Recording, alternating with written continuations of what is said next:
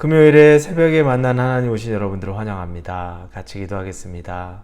하나님 감사합니다. 오늘 우리 금요일에 하나님을 또 만납니다. 말씀을 주시는데 말씀이 늘 새롭습니다. 우리가 알지 못하던 말씀들도 듣고 또 묵상하고 그러면서 깨닫게 됩니다. 하나님, 이 말씀의 잔치 가운데서 하나님을 만나고 하나님의 형상이 그려지고 하나님의 마음이 느껴지는 시간 되기를 원합니다. 활달하고 눈으로 보는 것으로 끝나고 귀로 듣는 것으로 끝나면 우리에게 남는 것이 없습니다. 생명의 호흡처럼 여기고 하나님의 말씀하시는 음성으로 가슴으로 이 말씀을 대하게 하여 주옵소서. 예수님의 이름으로 기도합니다. 아멘. 오늘 말씀은 에스겔입니다. 18장 1절에서 4절입니다. 에스겔 18장 1절에서 4절 말씀 같이 보겠습니다. 에스겔 18장 1절에서 4절입니다. 우리 같이 보겠습니다. 또 여호와의 말씀이 내게 임하여 이르시되 너희가 이스라엘 땅에 관한 속담에 이르기를 아버지가 신포도주를 먹었으므로 그의 아들의 이가 시다고 함은 어찌 됨이냐. 주 여호와의 말씀이니라. 내가 나의 삶을 두고 맹세하노니 너희가 이스라엘 가운데서 다시는 이 속담을 쓰지 못하게 되리라. 모든 영혼이 다 내게 속한지라. 아버지의 영혼이 내게 속함같이 그의 아들의 영혼도 내게 속하였나니 범죄하는 그 영혼은 죽으리라. 아멘. 우리가 누군가를 탓합니다. 내가 지금 살고 있는 이 가난의 원인이 우리 부모에게서 받은 것이 없기 때문에, 또 내가 이렇게 잘 풀리지 않는 것은 또 나에게 있어서 다른 사람의 영향으로, 이런 탓하고 또 원망하는 마음이 있을 수 있습니다. 그리고 실질적으로 그것이 가능한 것이기도 합니다. 내가 어려서부터 상처를 많이 받았으면, 괜한 상처를 받아서 그 상처 때문에 내 삶이 굉장히 피곤해지는 적들이 있습니다. 이렇게 우리가 이해할 수 있는 부분이 있지만 또 이해하지 못하는 원망도 있습니다. 그건 뭐냐면 내 책임도 분명히 있는데 내 책임 이전에 그 책임의 모든 것을 다른 사람에게 책임을 돌리고, 그리고 나의 책임에서 나는 스스로 좀 멀어지는 겁니다. 이건 문제가 되는 거죠. 오늘 비유를 들어서 한 가지 에스겔이 얘기합니다. 하나님이 말씀하시는데 뭐냐면 이스라엘의 속담 하나를 말합니다. 근데 그 속담이 아버지가 신포도를 먹었는데 그의 아들의 이가 시다고 하는 속담입니다. 재밌죠? 이 포도를, 신포도를 먹은 건 아버지입니다. 그런데 아들이 이가 시다는 겁니다. 신포도주를 아들이 먹은 것 같은 그 고통을 아들이 느끼고 있는 거죠. 이 속담의 이유는 뭡니까? 아들은 신포도주를 먹지 않았습니다. 아들은 먹지 않았는데 어쩐지 아버지가 먹었는데도 이 아픈 건 아들이 느낀다는 거죠. 재밌는데 이게 그 당시의 속담입니다. 이 속담을 유추해 보면 우리가 생각할 것이 있습니다. 왜 이런 일이 있느냐? 그 당시에 이 유다의 백성들의 하나님의 징계가 계속 임했죠. 그랬을 때 이 사람들이 속담처럼 지금 널리 있는 것이 뭐냐면, 내가 잘못한 게 아닌데, 내가 신포도 먹은 게 아닌데, 우리 아버지 때에, 우리 조상 때에 신포도 먹었는데 내 이가 지금 시리다는 거예요. 잘못한 건 아버지, 조상 때인데 내가 지금 피해를 보고 있다는 겁니다.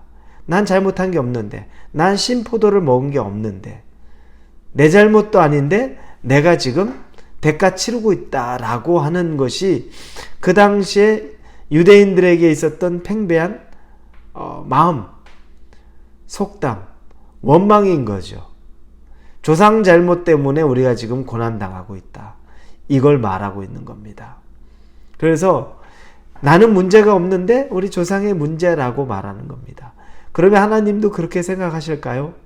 하나님은 그때 보니 3절에 주 여호와의 말씀이니라. 내가 나의 삶을 두고 맹세하노니 너희가 이스라엘 가운데서 다시는 이 속담을 쓰지 못하게 되리라. 하나님 그거 인정하지 않는다는 겁니다. 너희들이 지금 내가 너희들에게 내린 이 징계가 너희 조상의 잘못으로, 너희들은 아무 문제 없는데 조상들만 잘못해서 너희가 지금 징계를 받고 있다고 생각해서 이런 류의 속담을 너희들이 지금 널리 퍼뜨리고 있느냐? 다시는 이런 속담을 너희들이 말도 못하게, 이런 일들은 아예 없다는 것 내가 가르쳐 주겠다. 다시 말하면 너희의 죄가 분명히 있다. 조상의 죄만이 아니다. 이걸 얘기하는 겁니다. 여러분, 하나님은 개개인에게 개별적으로 그 사람에 대해 책망합니다. 여러분, 우리가 구원받을 때 부모가 모태신앙이라고 여러분이 구원받았습니까? 아니죠.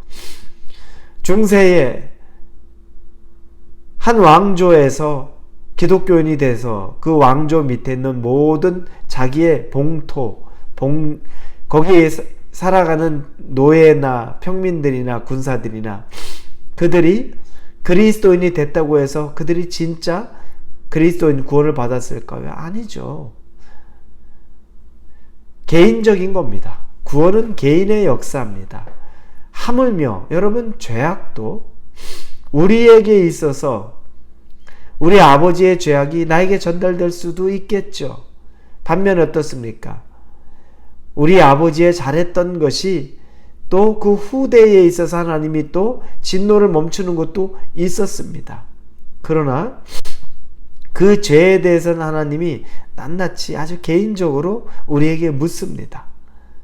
구원과 마찬가지로. 그래서 부모의 잘못으로 인한 것은 부모에게 물었고, 자녀의 잘못으로 인한 것은 자녀에게 물었습니다. 그런데 지금 이 남유다에 팽배했던 거는 자기들은 잘못 아무것도 없다는 거죠. 부모 잘못만 있다는 겁니다. 그래서 회개하지 않는 겁니다. 그래서 돌이키지 않는 겁니다. 원망하느라 다른 사람 잘못이라고, 이 잘못에 대해서 다른 사람 책임을 돌리고 있느라고 정작 내가 나의 죄를 못 보고 있는 겁니다. 하나님은 그걸 얘기하는 겁니다. 잘못했으면 회개하고, 회개했으면 하나님이 용서하고, 이걸로 가면 되는데 내 잘못 없다는 겁니다. 부모 잘못 때문에 내가 고통받고 있다고 오히려 원망하고 있는 거죠. 하나님이 볼 땐 기가 막힌 겁니다. 너 잘못이 없다고? 너에게 분명히 잘못이 있는데, 이걸 얘기하는 거죠. 여러분, 우리 이런 마음으로 혹시 살아갑니까? 여러분의 마음에 혹시 다른 사람에 대한 원망으로, 다른 사람에 대한 비난으로, 나는 괜찮은데, 나는 깨끗한데, 나는 문제없는데, 이거 잘못됐습니다. 다른 사람을 보기 전에 먼저 나를 봐야 합니다. 내 티가 어떤지, 내 들보가 어떤지 먼저 내 것을 봐야 합니다. 그리고 나서 다른 사람을 볼 수 있어야 합니다. 하나님이 우리에게 말씀하시는 것이 바로 그렇습니다.